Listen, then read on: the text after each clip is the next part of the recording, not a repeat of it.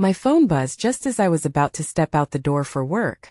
It was a message from my sister, Lila, and the tone was unlike anything I'd seen from her before, short and sharp.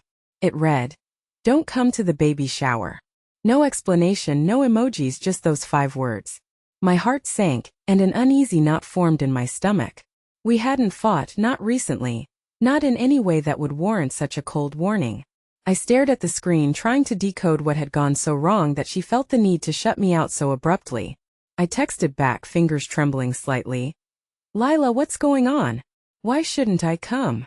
But the silence stretched, leaving me hanging in that limbo between confusion and hurt.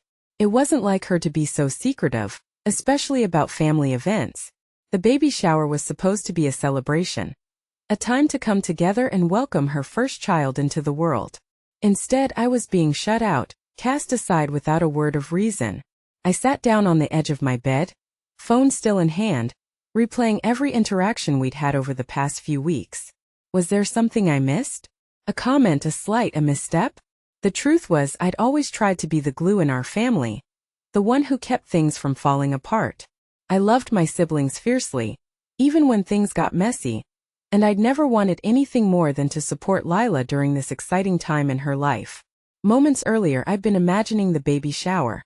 The soft pastels, the laughter echoing through the living room, the smell of fresh flowers mingling with warm coffee. I'd picked out a gift with care, something handmade and personal, a reflection of the bond one hoped would remain unbroken. But now those images felt distant and fragile, like a house of cards ready to collapse. I thought back to my childhood, where family gatherings had always been the highlight of my year. Birthdays, holidays, weddings, each event a chance to reconnect, to share stories, to rebuild bridges. I was the one who organized the group chats, coordinated the potlucks, made sure no one felt left out. That role had become second nature to me, a responsibility I embraced without question. So to receive such a cold message from Lila, the sister I'd always been closest to, was more than unsettling. It felt like a betrayal. I glanced around my small apartment, cluttered with the detritus of everyday life. Half-read novels, a coffee mug stained with lipstick, photos of happier times taped to the fridge. I remembered the last time I'd seen Lila weeks ago, when she'd seemed excited and hopeful. We'd talked about baby names, nursery colors, the kind of mother she wanted to be. There had been no hint of tension, no sign that something was simmering beneath the surface. Still, the message lingered in my mind, heavy and foreboding. Why would she want me to stay away? Was there a secret she was hiding? Had someone else poisoned her mind against me? The questions spun in my head like a storm, each one twisting the knife a little deeper. I tried calling her, but it went straight to voicemail. I left a message, my voice steady but soft. "Lila, please just talk to me. I don't understand what's happening. I'm here and I love you." I wasn't sure if she'd listen, but I needed to try, needed to reach through whatever wall she'd built between us. The day passed in a haze of anxiety. At work, I found it hard to focus, my thoughts drifting back to that curt text. Colleagues noticed my distraction, offering concerned glances, but I brushed them off with a forced smile. I wasn't ready to explain. How could I, when I didn't even understand it myself? During my lunch break, I scrolled through old photos on my phone, seeking comfort in memories. There was one from last summer. Lila and me laughing on the beach, sun warming our faces, the ocean stretching endlessly behind us. It was a moment of pure joy, a snapshot of sisterhood before the cracks began to show. I held onto that image, a lifeline in the growing sea of uncertainty. Later that evening, I found myself pacing the living room, phone in hand, waiting for any kind of message. The silence was deafening. The baby shower was just days away, and instead of excitement, I felt a cold dread creeping in. Family gatherings had always been my safe space, but now they threatened to become battlegrounds. I thought about my role in the family, the peacemaker, the listener, the one who bridged divides. It was exhausting, but I believed it was worth it. More than anything, I wanted to be part of Lila's life as she stepped into motherhood. But this message had shattered any illusions I had about how easy that would be. I wondered if I should reach out to Mom or the other siblings, but I hesitated. I didn't want to stir the pot or create more drama. Besides, I wasn't sure if anyone else even knew what was going on. The secrecy only deepened the wound. As I sat there, I realized I was caught in a painful paradox. the desire to support and be included, and the sting of rejection from someone I loved. The message was a wall between us, and I wasn't sure how or even if we could tear it down. That night, I lay awake staring at the ceiling, replaying the day's events in my mind. The warning from Lila echoed over and over. Don't come to the baby shower. It wasn't just a sentence, it was a barrier. A sign that something was broken beneath the surface. I thought about the baby, the tiny life growing inside my sister, and the family that should have been rallying around her. Instead, I felt like an outsider, unwanted and uninvited. The thought stung, but I also felt a flicker of resolve. I didn't know what was driving Lila's words, but I wasn't ready to give up on her or on us. In the quiet hours of the night, I made a silent promise to myself. I would try to understand, to listen, to be there, even if from the sidelines. Because family wasn't always easy, but it was worth fighting for. And sometimes the hardest part was simply showing up, even when you weren't sure you'd be welcomed. As dawn crept through the blinds, I glanced once more at my phone. No new messages. But I still held on to hope that, somehow, the warmth of family could break through the cold distance that had settled between us. The baby shower wasn't just an event. It was a test of love, patience, and the fragile ties that bind us. And I wasn't ready to let those ties unravel without a fight. The morning after Lila's message, I found myself lost in a swirl of memories that refused to settle. Family wasn't new territory for drama or misunderstandings. If anything, it was a landscape littered with them, like cracks beneath the surface that no amount of sweeping could hide. I remembered the last few years, how celebrations that were supposed to be joyous often ended tangled in tension, each event another thread unraveling between us. There was the Christmas 3 years ago, when I tried to surprise Mom with a handmade ornament, only to have it dismissed as too childish by Lila. I'd felt a flicker of hurt then, but I brushed it off, telling myself it was just a bad day. Yet the coldness lingered like a shadow I couldn't shake. Then at Dad's 60th birthday party, whispers and sideways glances made it clear that old resentments were simmering beneath the surface. The kind of resentment that made people choose sides instead of hugs. I thought about my own intentions during those moments, and how they'd been misread. I'd always tried to be the one to ease tensions, the diplomat who found the middle ground. But sometimes, no matter how hard you try, your efforts get tangled in the web of past grievances that no one wants to untangle. The baby shower was shaping up to be just another one of those moments, a celebration with an undercurrent of something darker. I recalled a family reunion last summer, where a careless joke had spiraled into a full-blown argument between Lila and me. The topic had been trivial, something about parenting styles, but the hurt words that followed cut deeper than I expected. I'd apologized afterward, hoping to smooth things over, but the distance between us had only grown. It was as if every smile was a mask hiding layers of unspoken frustrations. Looking back, I realized that those cracks had started long before the recent storm. Old secrets, old wounds, a history of misunderstandings that no one had the courage to confront. I remembered the stories whispered behind closed doors, the gossip that twisted the truth until it became unrecognizable. The fragile peace we maintained was more about avoiding conflict than healing it. I thought about how family had always been my anchor, the place I returned to when the world felt unsteady.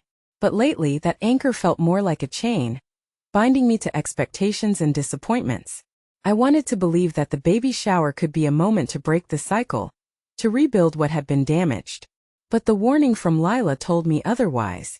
The more I thought about it, the more I suspected that the baby shower wasn't just a simple gathering. It was a stage set for confrontation. Maybe Lila was afraid of what would happen if I showed up. Or maybe someone else had convinced her I wasn't welcome. The layers of family drama were complicated, tangled with old rivalries and fresh wounds that hadn't yet scabbed over. I remembered the last time I asked Lila about the tension between us. Her eyes had flickered with something I couldn't name: anger? Hurt? Fear? And she brushed off my questions with a tight smile. That silence was louder than any argument. It made me wonder what stories were circulating behind my back, what narratives I wasn't part of, but that shaped my place in the family. The thought that my good intentions might be seen as meddling or control was a bitter pill to swallow. I'd always believed that love meant showing up, even when it was hard. But maybe my presence was a reminder of things Lila wanted to forget, or a symbol of challenges she wasn't ready to face. The baby shower, then, was less a celebration and more a battleground where old wounds would be reopened. I considered the role everyone played in this tangled story. Mom, with her tendency to avoid conflict and keep peace at any cost. Dad, whose own complicated history with Lila cast long shadows. The other siblings, caught in the middle, trying to choose sides or stay neutral. Each person carried their own grievances, fears, and secrets, and together they formed a web that was almost impossible to escape. I thought about how each family milestone, birthdays, holidays, weddings, had become touchstones for these tensions. What should have been moments of joy turned into reminders of what was broken. And yet we kept gathering, drawn by the same stubborn hope that maybe this time, things would be different. Maybe this time the past wouldn't dictate the future. But the warning from Lila shattered that hope. It painted the baby shower in a new light, one where I was an outsider, an unwelcome presence. It made me question everything I thought I knew about our family dynamics. Was this really about me? Or was I just a pawn in a larger game of unresolved pain and protection? I tried to imagine Lila's perspective. What fears or frustrations were driving her to push me away? Was she protecting herself or the baby from something she saw in me? Or was she caught in her own storm of emotions, unable to reach out for help? The questions were endless, but the answers were elusive. As the days passed, the silence between us grew heavier. I reached out again, tentatively trying to bridge the gap, but my messages went unanswered. Each moment without a reply felt like another stone added to the wall between us. I found myself replaying every conversation, every interaction, searching for clues I might have missed. The uncertainty gnawed at me. I wondered if I was being punished for mistakes I didn't even know I'd made. Or if this was a sign that some relationships were simply too fractured to fix. The thought was painful, but I refused to give in to despair. I reminded myself that families are complicated, full of contradictions, unspoken rules, and hidden hurts. Sometimes love isn't enough to keep people together, and sometimes the past casts a long shadow over the present. But I still held on to the hope that honesty and vulnerability could break through the silence. I thought about the baby growing inside Lila, a new life that deserved to be welcomed with open arms. I wanted to be part of that, to offer support and love, not distance and suspicion. But first, the family had to face the truth beneath the surface, acknowledge the fractures and begin to heal. In the quiet moments, I reflected on my own role in the family drama. Had I been too silent? Too forceful? Had my attempts to keep peace only masked deeper issues that needed addressing? The answers weren't clear, but the questions were necessary. I realized that the baby shower was more than just a party. It was a crossroads, a chance to confront the tangled history, to unearth the misunderstandings, and maybe, just maybe, to start rebuilding what had been broken. But it would require courage from all of us, to face the past instead of running from it. As the day of the baby shower drew closer, my heart remained heavy but determined. I didn't know what awaited me there, whether I'd be met with open arms or closed doors, but I knew one thing. I couldn't let fear or silence dictate the future of my family. Because sometimes the hardest part of love is facing the wounds we'd rather ignore. And sometimes the only way forward is through the storm. The morning of the baby shower dawned gray and heavy, mirroring the knot of anxiety twisting in my stomach. Despite Lila's sharp warning, despite the silence that had stretched between us like an unspoken chasm, I had made my decision. I was going. Not as an intruder or a defiant outsider, but as a sister who refused to be written out of this chapter of our lives without a fight. I stood in front of the mirror, smoothing down my blouse, debating how to carry the weight of this moment. The invitation was formal enough, the kind that demanded smiles and pleasantries, but beneath it all, I sensed the tension waiting to snap. I had to prepare. Not just with words, but with something that could cut through the silence and suspicion. That something was a letter. I had spent the last few nights pouring my heart onto paper, writing down everything I wished I could say without fear of judgment or interruption.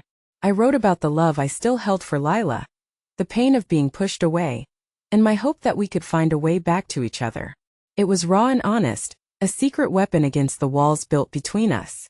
Folding the letter carefully, I slipped it into my purse alongside the carefully wrapped gift I had selected weeks ago. The gift was simple. A soft blanket handmade by a friend, embroidered with the baby's name. A small gesture, but one rooted in hope and connection. As I left my apartment, I felt the familiar ache of uncertainty, but also a flicker of resolve. This wasn't just about showing up.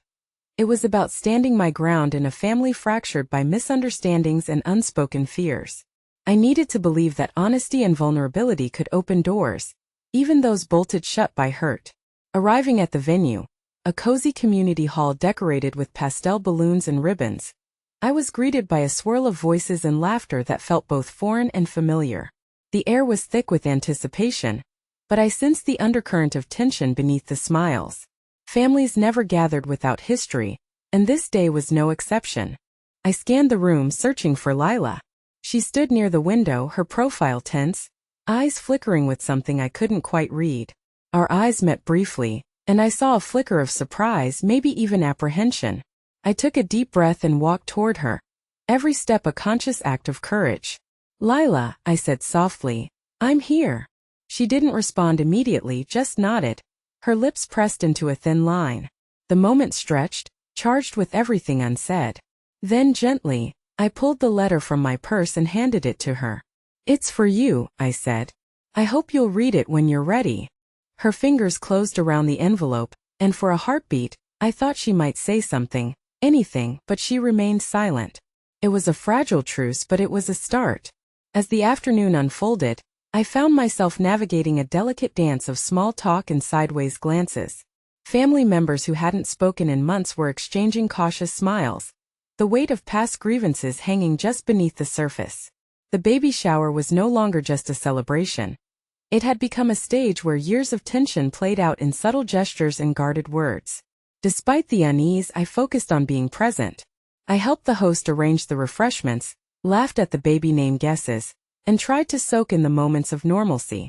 But always my thoughts drifted back to Lila and the letter tucked away in her hands.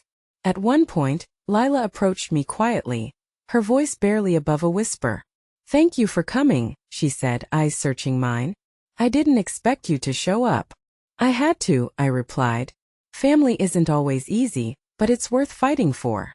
Her expression softened, a flicker of the sister I once knew breaking through the guarded exterior.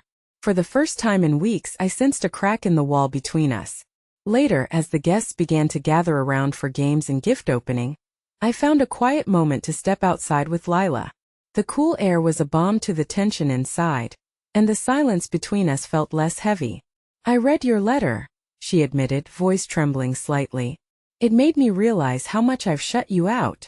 I reached out, taking her hand gently. "I just want us to be honest with each other, to face the past, so we can move forward." She nodded, tears glistening in her eyes.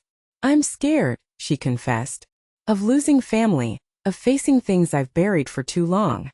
"I'm scared too," I said. "But we don't have to do this alone."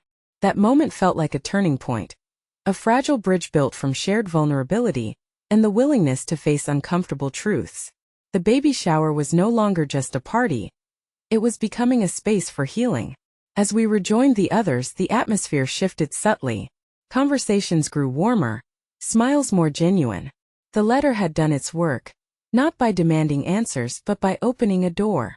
Throughout the afternoon, I watched Lila interact with our family, her laughter mingling with theirs in a way that suggested hope, not hostility.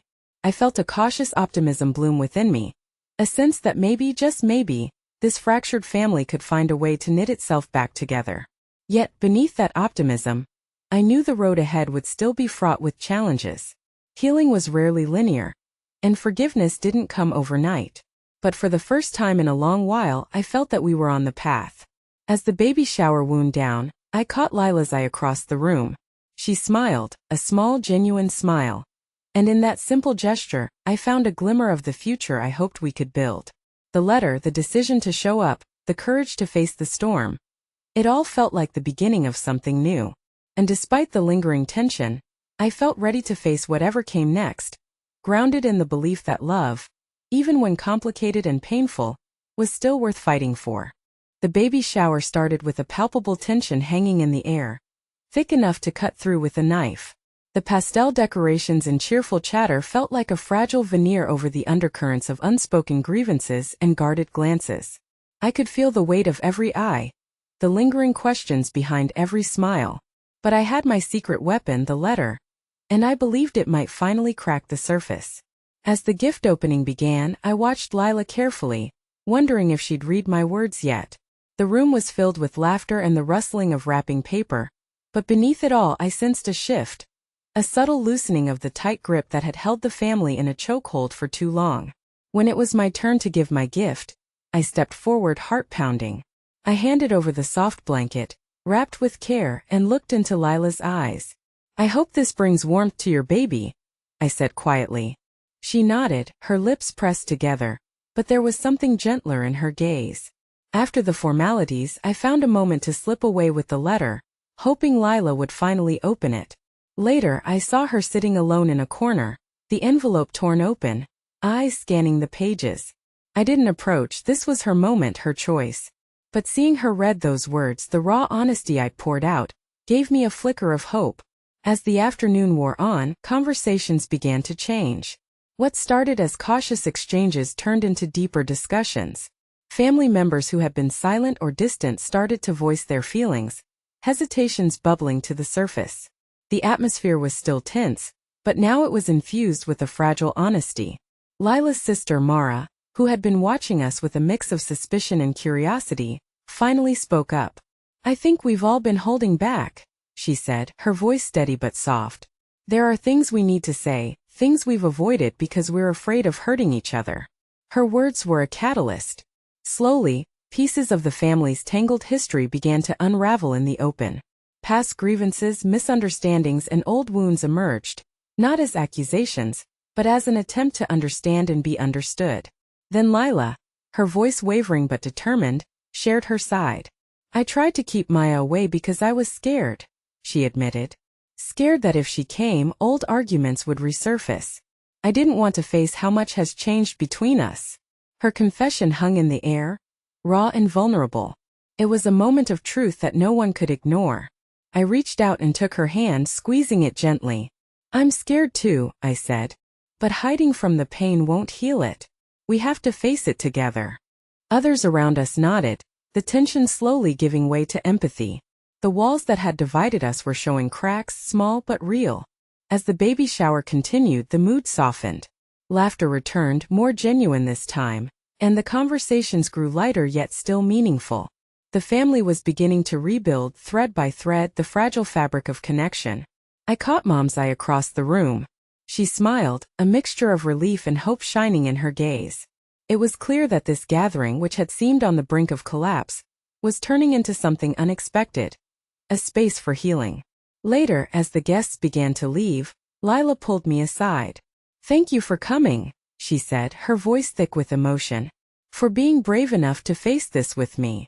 I smiled, feeling a warmth spread through me. "We're family," I said. "That means we fight, we forgive, and we keep trying."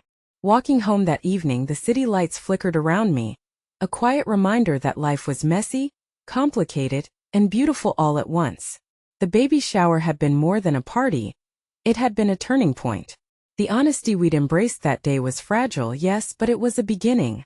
I knew the road ahead would still have its challenges. There would be moments of doubt, anger, and pain. But for the first time in a long while, there was also hope. A hope born from vulnerability, courage, and the unbreakable bonds of family. And as I looked up at the night sky, I held onto that hope tightly, ready to face whatever came next. By the time the baby shower dwindled to a close, the air between us had softened into something tentative but real. A fragile understanding that didn't erase the past but acknowledged it. We hadn't solved everything, but the barriers built over years of silence and hurt began to crumble in those small, honest moments. Lila and I exchanged a look that said what words couldn't. This was a beginning, not an ending. That night, as I lay in bed, the weight of the day settled over me in quiet waves. I thought about the courage it took to walk into a room shadowed by conflict, and to face the possibility of rejection. I thought about the letter, the words I had dared to share, and how vulnerability had cracked open a path forward. It was terrifying and liberating all at once.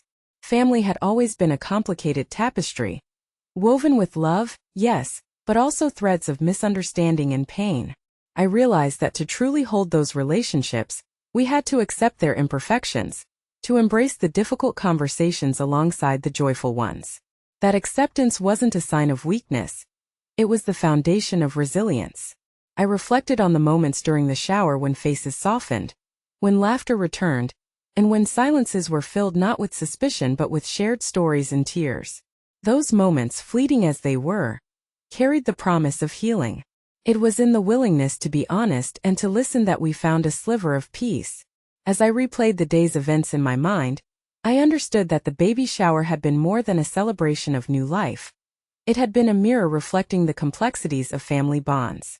It reminded me that love alone isn't always enough. It requires respect, patience, and the courage to face uncomfortable truths. I thought about Lila's admission of fear, her acknowledgement of the wall she'd built to protect herself. Her bravery in sharing that vulnerability mirrored my own journey that afternoon. We were both scared, both wounded, but willing to try. And that willingness was a powerful thing. In the days that followed, the fragile understanding we'd found at the shower began to ripple outward.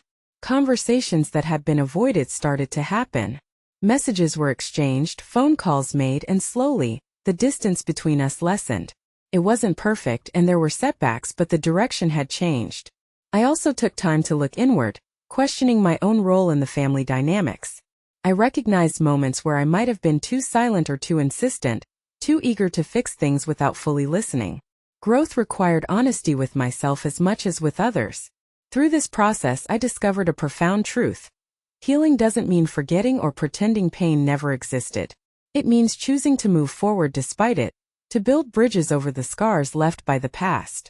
It means giving love the space to grow again, even when it feels fragile. As I sat on my balcony one evening, the city lights twinkling below, I felt a quiet peace settle within me. The laughter of my children echoed from inside the apartment, a reminder of the life I was building beyond the complexities of family history. I knew there would still be challenges ahead, but I was ready to face them with an open heart. This experience taught me that family is not a static thing. It's a living, breathing entity that requires care, courage, and sometimes, the willingness to confront pain head-on. Walking away from old patterns wasn't about punishment or revenge. It was about survival and growth. If you ever find yourself caught in the crossfire of family conflict, unsure whether to stay or walk away, remember this. Vulnerability can be your greatest strength. Showing up, even when it's hard, can be the first step toward healing. And sometimes the peace you seek lies not in perfection, but in the messy, beautiful effort to try again. If you loved the story, like the video and subscribe.